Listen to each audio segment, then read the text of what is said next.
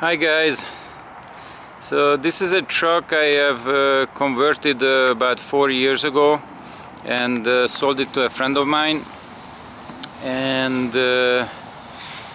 so he used it for about 3.5 years and then gave up on Veggie oil and sold the truck back to me. And what I'm doing right now is I am upgrading the old system to a new idea I had recently, and this is the first time I'm gonna try this. What I'm doing is I'm replacing the factory filter because it's too small and it's not heated.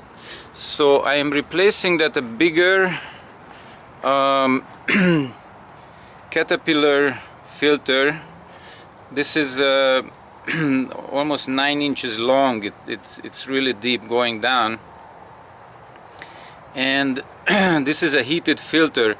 There is 3 glow plugs in it. 1, 2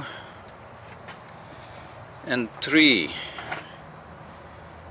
Okay, there is two glow plugs on the input side, here and here, and there is 1 glow plug on the exit side, and the fuel, the Veggie, will come out right here. Okay, that's the output fitting and that's the input fitting, and this is the return line where I will be able to adjust the pressure and the return flow at the same time.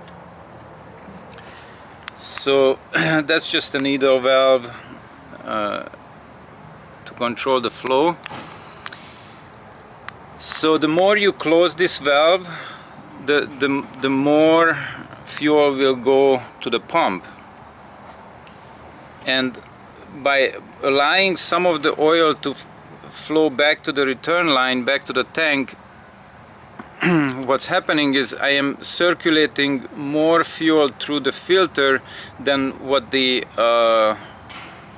engine can use. So basically creating a loop system where you are filtering the oil more than once as it's going through the to the pump, the injection pump.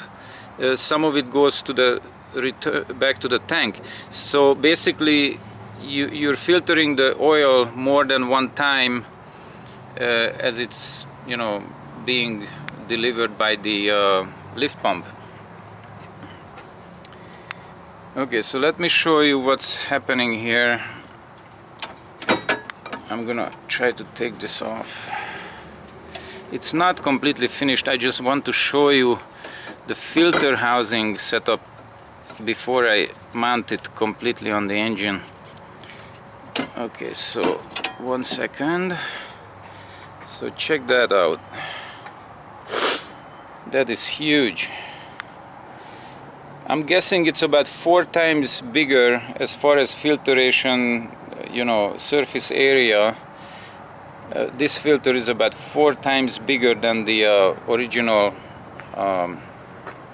2-micron Suburban filter. This is a Caterpillar filter. It's a 0749, 1R0749. They say it's a 2-micron filter, and it's an advanced filter, high efficiency. I don't know what that means, but it must be a good thing. So okay, check this out. This is what this thing looks like from the top.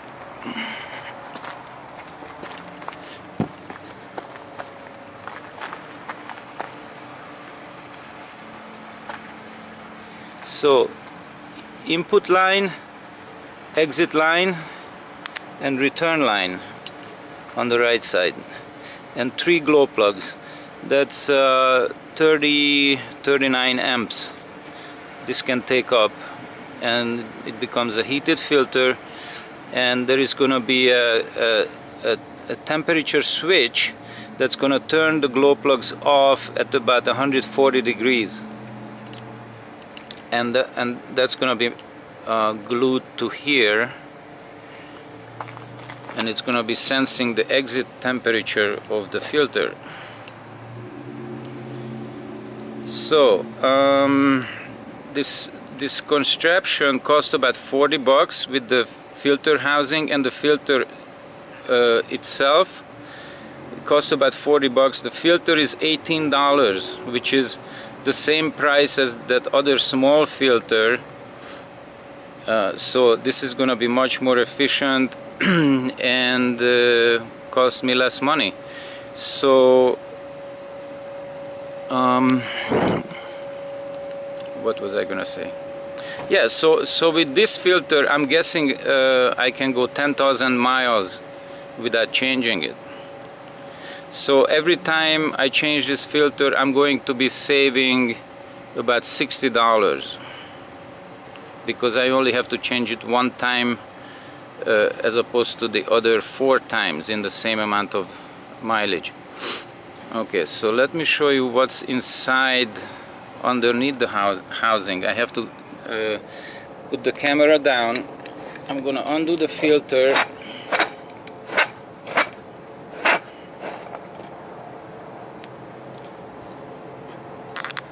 So there is the filter, and there is the filter housing. So what I did here, I put a fitting. I had to make a 3/8 pipe thread into the filter housing, and I put a 3/8 to 3/8 fitting in there, and I pushed a power steering hose. That's a 3/8 power steering hose that hangs all the way down to the bottom. It hangs all the way down to the bottom of the filter. See that? So that is good for a couple of reasons. If I didn't have this, then the oil would just try to go through the top of the filter and try to exit immediately. So if the Lord clogs up the bottom of the filter after a while, the filter will be clogging up much faster, because the hot oil will never go down to the bottom of the filter can. Okay, so this allows the hot oil actually it forces the hot oil to go down to the bottom and then come back up. So what happens is the whole filter housing is going to be heated up just by that action, that the hot oil is going down to the bottom and then going back up. So that's one of the purpose. The other thing in the filter housing,